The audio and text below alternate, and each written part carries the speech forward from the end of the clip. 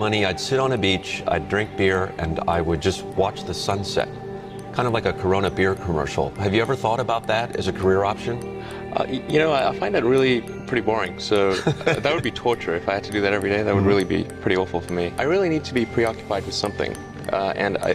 If I'm just sort of sitting there relaxing, I can only do that for a very short period of time, and then it becomes unbearable. And you want to make money, but are you motivated beyond just the profit motive and racking up dollars? And no, I'm a volunteer. I mean, I don't need the money. There's nothing, it's not like I'm sitting here saying, I wish I could buy such and such a thing. I could buy it. I get paid minimum wage, actually. I don't even get overtime. I think my sort of drive to get it done is somewhat disconnected from hope, enthusiasm, or anything else. I actually just don't care about hope or enthusiasm, motivation. I just give it everything I've got, irrespective of what the circumstances may be.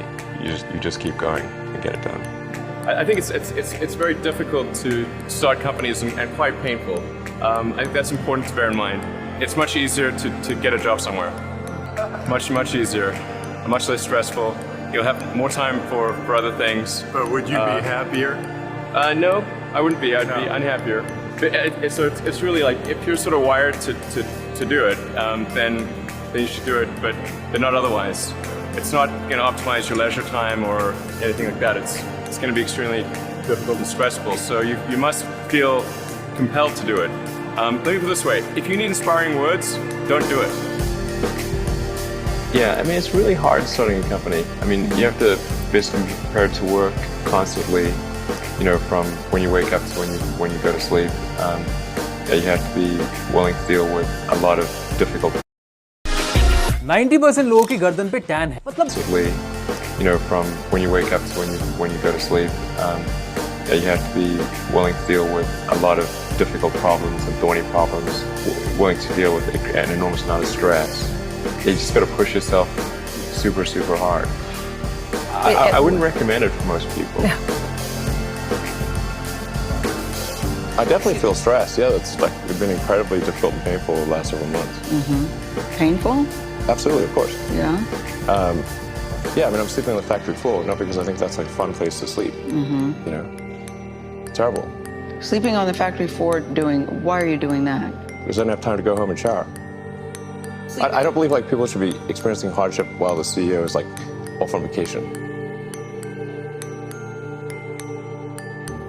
I certainly never expected to see the level of success that's occurred, because I'm actually an engineer, but I discovered that in order to do the engineering that I want to do, I have to have my own company. Otherwise, somebody makes me do something I don't want to do. For me, it's always about, does what I'm doing matter? If we are successful, does it matter to the world? And so there are easier ways to make money than starting a rocket company or, say, a car company. The odds of me coming into the rocket business, not knowing anything about rockets, not having ever built anything, I would have to be insane if I thought the odds were in my favor. Why even begin? When something is important enough, you do it even if the odds are not in your favor. How much of your personal fortune have you poured into this? $100 million. $100 million into something that you did not believe would work at the beginning. Yes. But at the age of 37, he hit rock bottom. His first rockets failed to reach orbit, and an early model Tesla Roadster had quality problems. In 2008, the rocket company is not going well. You've had 3 failures. The car company is hemorrhaging money. Yeah. And the American economy has tanked in the worst recession since the Great Depression. Right. That was definitely at the worst year of my life. If that 4th launch hadn't worked, that would have been it. We would have not had the resources to mount a 5th. You couldn't have gone on at that point. Yes, death would have been, I think, inevitable because we did not have the resources to mount a 5th launch. Yeah, I wish it wasn't so hard. There are people who've been in the rocketry business for decades who say about you that you don't know what you don't know. What are you trying to prove to them? What I'm trying to do is to make a significant difference in spaceflight and help make spaceflight accessible to almost anyone. and I would hope for as much support in that direction as we can receive. What keeps you fighting for your vision? What helps you to reach your dream? Well, I mean, I think I'm kind of constitutionally just geared to just keep going. Certainly, there are times when things don't go well, and then that's quite dispiriting, for sure. And so then it's difficult to proceed with the same level of enthusiasm. But I do think the things that we're doing are pretty important to the future. If we don't succeed, then we'll be certainly pointed to as a reason why people shouldn't even try for these things.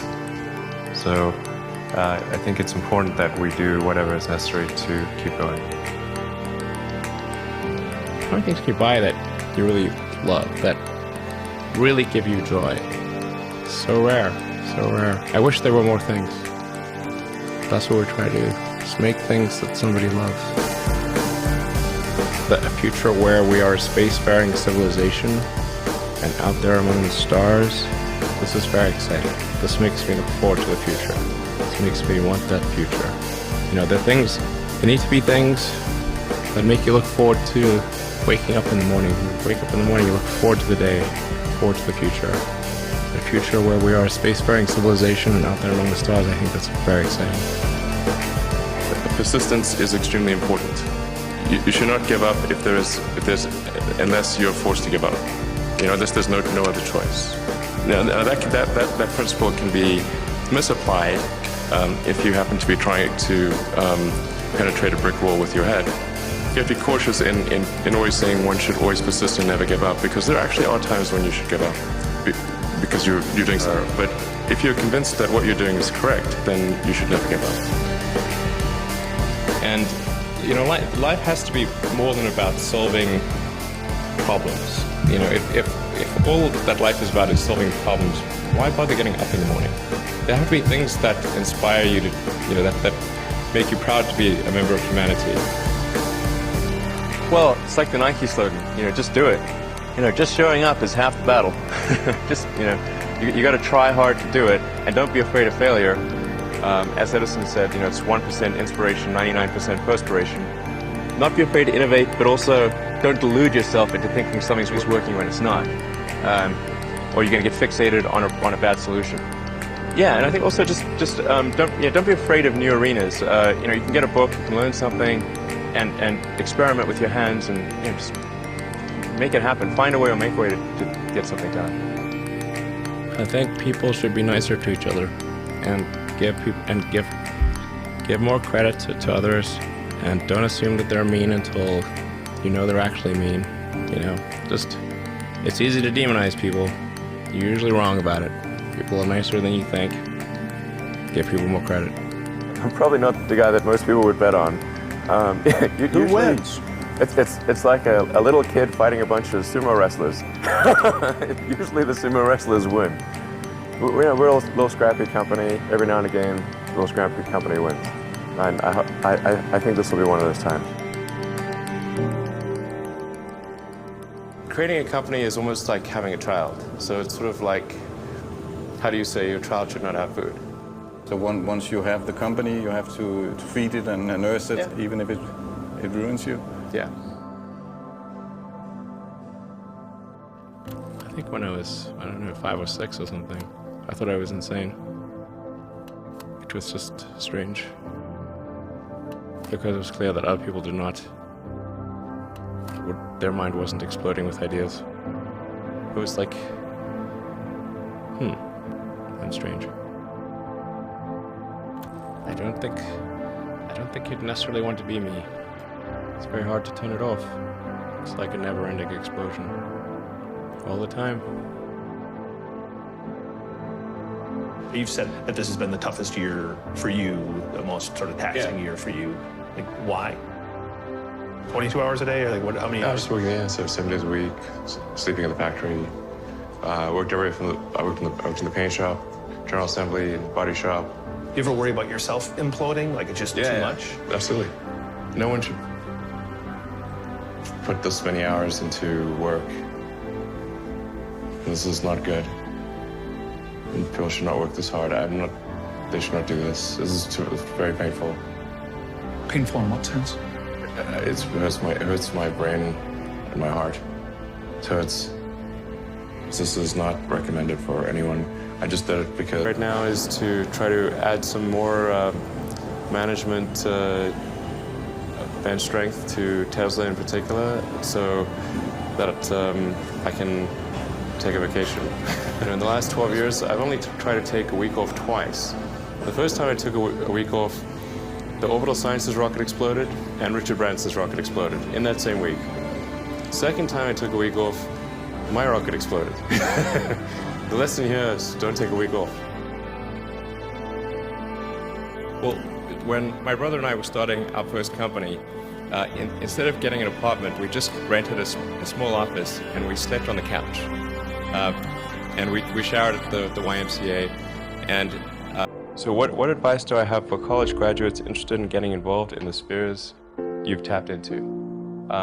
Certainly I'd invite you to apply for a job at SolarCity or Tesla or SpaceX. If that doesn't work for whatever reason, then I guess apply to jobs at other companies in that arena or try starting a company. The space business is quite hard to start a company in the space business because it's such a capital intensive business. So it may be better to do something in solar power, or if you're going to do it in cars, do it as kind of a component supplier for cars or something like that. If you study engineering and you figure out how to design new things, then it's relatively easy to start a company.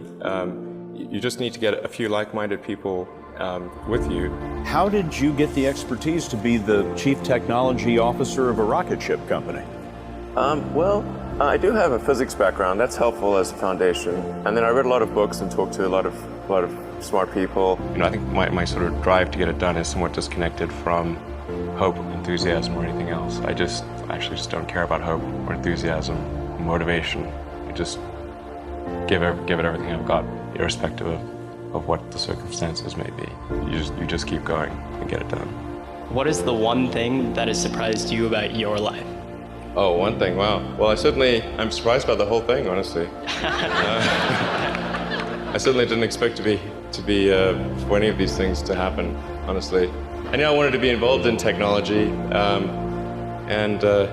in fact, the only reason I started a company back in '95, an internet company, was because I couldn't get it. There were only a few internet companies, and I couldn't get a job at any of them. I tried to get a job at Netscape, and sent my resume in and tried hanging out in the lobby, but I was too shy to talk to anyone. And I was like, okay, well, I guess I'll have to start a company because I can't get a job anywhere. I wouldn't say I'm fearless. In fact, I think I feel fear quite strongly. But if what we're doing is, what I'm doing is, I think, is important enough, then I just override the fear. I think also people tend to overweight risk on a personal level. It's one thing if you've got, a mortgage to pay and kids to support, and that if you were to deviate from your job, how are you going to feed your family and pay the rent? And okay, that's understandable. But let's say you're young and you're just coming out of college or coming out of high school or whatever. What do you risk? You're not going to stop. I mean, it's really certainly not in any kind of modern economy. It's so easy to earn enough money just to live somewhere and eat food. So I don't know what are they afraid of? They're mostly afraid of failure, I think. But people should be less risk averse when there's not much at risk.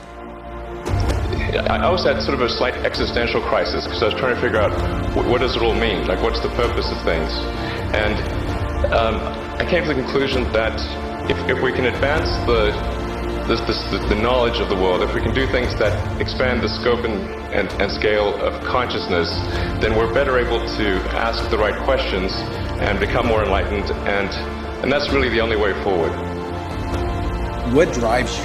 What is it that when you wake up in the morning, do you see a problem and you want to solve it? I think the thing that drives me is that I want to be able to think about the future and feel good about that. We're doing what we can to have the future be as good as possible, to be inspired by what is likely to happen, and to look forward to the next day. That's what really drives me is trying to figure out how do we make sure that things are great and going to be so, and That's the underlying principle behind Tesla and SpaceX. I think, particularly for Americans, like think about America is a nation of explorers. People came here from other parts of the world, chose to give up the known in favor of the unknown. So I think exploration, I think the United States is a distillation of the human spirit of exploration. I mean, I thought both Tesla and SpaceX would fail at the beginning. You saw it? Yeah, sure. Really? Of course. But nevertheless, you put all your money in that. I expected to lose it. Well, technically, what I thought was, well, I'll take half the money from PayPal, and if I lose half of it, that's okay.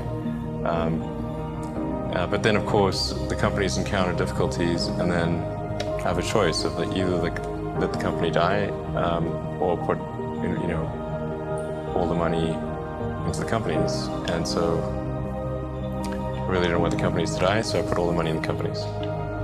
And then had to borrow money from friends to pay living expenses. It's just really looking just for evidence of exceptional ability. And if there's a track record of exceptional achievement, then it's likely that will continue into the future.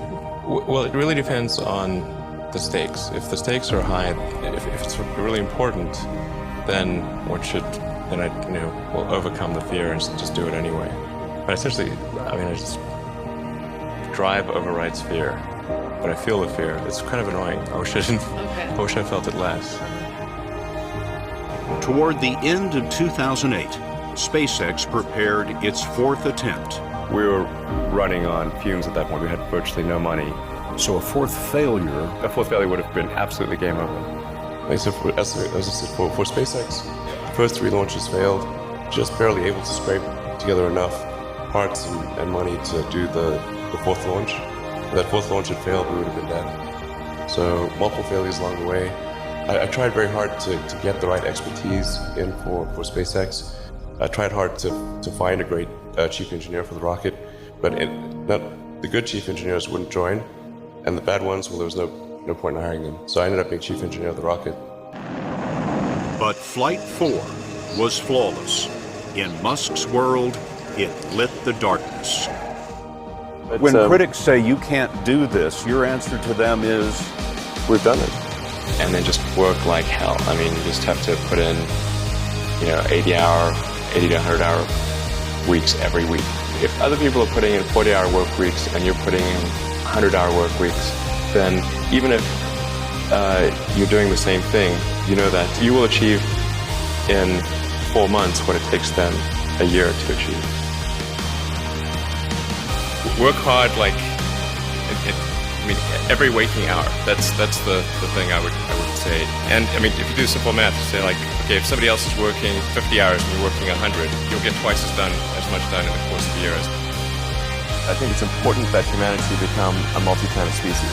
I think most people would agree that a future where we're a spacefaring civilization is inspiring and exciting compared with one where we are forever confined to Earth until some eventual extinction event. That's really why I started.